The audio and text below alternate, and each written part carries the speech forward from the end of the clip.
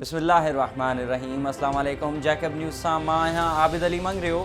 पेश आहिनि हिन वक़्त जूं हेडलाइन।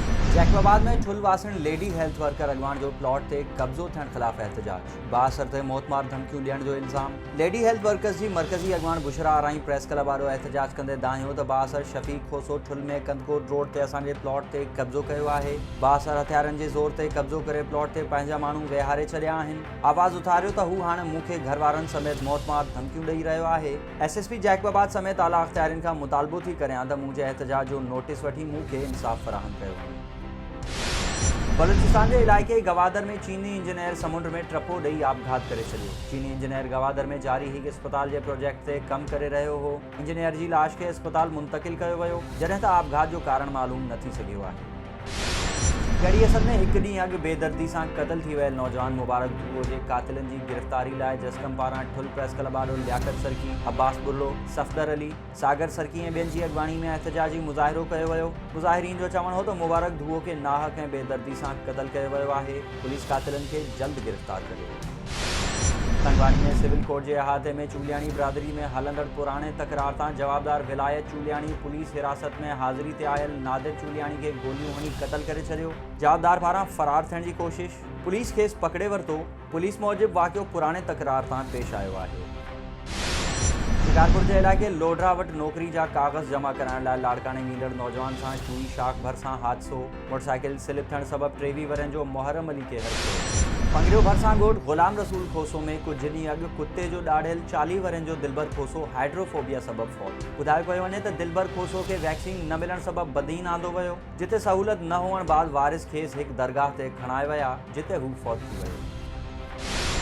खंडवानी थाने की हद ॻोठ अलिफ खान बिजारानी में कारे इल्ज़ाम हेठि जवाबदार पंहिंजी घरवारी मुस्मात रज़िया खातून के कुआड़िन जा वार करे मरणी करे छॾियो। औरत घंटी जोगी हालत में अस्पताल दाखिल, जवाबदार फरार। पुलिस मूजिब इत्तला ते ज़ख्मी औरत के अस्पताल खणाए आया आहियूं, जॾहिं त जवाबदार फरार थी वियो आहे। बलूचिस्तान में वधंदड़ ट्रैफिक हादसनि खे रोकण लाइ डबल रोडनि जी तामीर लाइ लोरालाई मां निकितल पंधु मार्च कोयटा पहुतो। मार्च 1 अक्टूबर ते लोरालाई मां निकितो हो। मार्च में सिविल सोसाइटी लोरालाई जे मक़ामी माण्हुनि सां गॾोगॾु सियासी पार्टियुनि पिणु हिसो वरितो। हुननि मुतालबो कयो त लोरालाई शाहराह समेत बलूचिस्तान जे सभिनी रोडनि ते ॾींहों ॾींहुं वधंदड़ हादसनि में थींदड़ क़ीमती जाननि जे नुक़सान खे रोकण लाइ तमामु रोडनि खे वॾो ऐं बतरफ़ा करण लाइ हुकूमत उपाउ वठे। डहर की वेझो ॻोठ गाज़ी खान डहर वासी नौजवान अकबर कान्यू ऐं आबिद अली डहर पन्नो आकिल मां अगवा। वारिसनि जो एहतजाज। मुग़वी अकबर कान्यू जे भाउ खलील अहमद आहींदे चयो त भाउ खे 2 ॾींहं अॻु आबिद डहर घरां वठी वियो, जेको पिणु गुम आहे। असांखे ख़बर पई त आबिद डहर पन्नो आकिल मां अगवा थी वियो आहे। अकबर बि हुन सां गॾु आहे। SSP घोटकी ऐं SSP सखर खे अपील था करियूं त असांजी मदद कई वञे। काज़ी अहमद में नौजवान इत्तेहाद फोरम जो वफ़ाक़ पारां सिंध के बेटनि ते ज़बरदस्ती कब्ज़ो करण ख़िलाफ़ प्रेस क्लब वारो एहतजाज। अॻवाननि आशिक़ सिंधी, असगर अली शाह, साहिल सिंधी ऐं ॿियनि जो चवणु हो त वफ़ाक़ी सरकार खे को बि हक़ नाहे त हू सिंध जे बेटनि ऐं खेतनि ते कब्ज़ा करे। असां वफ़ाक़ सरकार जे अहिड़े अमल जी सख़्त लफ़्ज़नि में मज़म्मत करियूं था। डहरकी में बदअमनी ख़िलाफ़ ॻोठाणनि जो थाणे अॻियां एहतजाज। ॻोठाणनि गुलज़ार धांधू, अल्लाह जवायो धांधू, अब्दुल बासित भुट्टो, अहमदीन भुट्टो, गुलाम रसूल सूंदो ऐं ॿियनि जो चवणु हो त चोरनि असांजूं निंड्रूं हराम करे छॾियूं आहिनि। पुलिस तहफ़ुज़ ॾियण में बिल्कुलु नाकाम थी वई आहे। असांजूं चोरियूं वापसि करायूं वञनि, ॿी सूरत में SSP ऑफिस आॾो धरणो हणंदासीं। खैरपुर में शेख बिरादरी जो पुलिस ऐं पंहिंजी बिरादरी जे माण्हुनि ख़िलाफ़ फरीद अहमद शेख ऐं रोज़ीना बानो जो ॿारनि सां गॾिजी एहतजाज। रोज़ीना बानो जो चवणु हो त मुंहिंजे मुड़ुसु अली गौहर खे गुलज़ार शेख, शाहन शेख, रफ़ीक शेख, तौफ़ीक शेख ऐं राशिद शेख क़त्ल कयो हो। पुलिस रशीद ऐं राशिद खे गिरफ़्तार बि कयो आहे।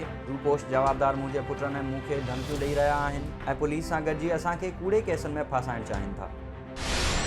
दरगाह हक़ मदीना वासी फ़कीर शाहजहान अब्बासी जो मासूम न्याणी सां गॾिजी काज़ी अहमद प्रेस क्लब में वॾे भाउ ख़िलाफ़ एहतजाज। संदसि चवणु हो त वॾो भाउ आबिद हुसैन ऐं उनजा पुट इमरान ऐं बिलावल मूं मथां कूड़ा इल्ज़ाम मढ़े केसनि में फासाइण चाहिनि था।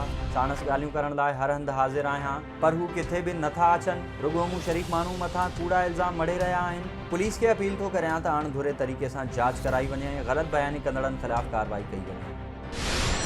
डहर की प्रेस क्लब आॾो ॻोठाणे फ़िदा हुसैन उर्फ़ कीटू जो मासूम ॿारनि ऐं औरतनि सां गॾिजी पुलिस ख़िलाफ़ एहतजाज। संदसि चवणु हो त डहर की पुलिस बाअसर नवाज़ राजड़ी जी चुर्च ते 5 ॾींहं अॻु धाड़ेलनि जीअं असांजे घरनि में काहे पई, मूंखे बेगुनाह खंभे वञी तशद्दुद जो निशानो बणायो आहे ऐं ॻरी रिश्वत बाद आज़ादु कयो आहे। SHO इमामदीन चांडियो ख़िलाफ़ कार्रवाई करे इंसाफ़ फ़राहम कयो वञे। नवाबशाह में ॻोठ अल्लाह ॾिठो ज़रदारी वासिन ग़ुलाम रसूल ज़रदारी, मोहम्मद नवाज़ ज़रदारी, सुगरा ज़रदारी, रुखसाना ज़रदारी ऐं ॿियनि जो वॾे भाउ अली मर्दान ज़रदारी, भाइटे अमानुल्लाह ज़रदारी ऐं SHO शहनशाह ख़िलाफ़ एहतजाज। संदन चवणु हो त वॾे भाउ नसीबा जे सड़ण वारो कूड़ो केस सलीम ज़रदारी, हलीम ज़रदारी ऐं सौट वली मोहम्मद ज़रदारी ख़िलाफ़ करायो आहे। SHO शहनशाह 1 लख रुपया रिश्वत तलब करे रहियो आहे। नोटिस वठी असां सां इंसाफ़ कयो। पेरियार रोड वेझो सांगी शाख खे 40 फुट घारो, 100 एकड़नि ते बीठल फसल ॿुॾी विया। ॻोठनि सिकंदर चांडियो, मंज़ूर मीरजत, हाजी परेल मीरजत, डॉक्टर सरवर आराई समेत केतिरनि ई ॻोठनि में पाणी काहे पियो। इत्तला बावजूद आबपाशी खातो गुम, ॻोठाणनि पंहिंजी मदद पाण तहत घारो बंदि करे वरितो। मटियारी जी काज़ीआबाद कॉलोनी जे समय रहवासियुनि जो बासर बिल्डर पारां कॉलोनी जी रजिस्ट्रेशन ऐं एग्रीमेंट तहत बुनियादी सहूलतूं न ॾियण ख़िलाफ़ एहतजाज। मुज़ाहिरीन फिदा हुसैन सोलंकी, अकबर मरी, चेतन भील, नरसिंह ऐं ॿियनि एहतजाज कंदे चयो त 2010 में हाला पुराणा जे बासर शख़्स काज़ी शौकत खां काज़ीआबाद कॉलोनी में प्लॉट वरिता हुआ, जंहिंजे एग्रीमेंट तहत कॉलोनी खे बिजली, गैस, पाणी, मस्जिद, मंदिर, पार्क, सूधो ड्रेनेज सिस्टम ॾिनो वेंदो। पर 10 साल गुज़री वञण बावजूद कॉलोनी खे का बि बुनियादी सहूलत न मिली सघी आहे। संदसि ख़िलाफ़ कार्रवाई कई वञे, असांखे सहूलतूं मुहैया कयूं वञनि।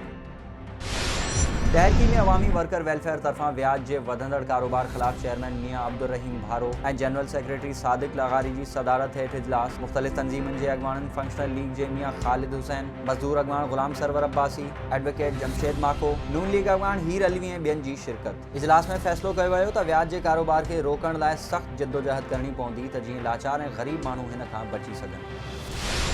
ये हुई हिन वक़्त ताईं जूं हेडलाइंस। वधीक ख़बरुनि ऐं अपडेट्स लाइ विज़िट कयो असांजी वेबसाइट www.jacobnewsht.com ऐं फेसबुक ते फॉलो कयो। ॾिसंदा रहो जैकब न्यूज़, ख़बर खां हक़ीक़त में।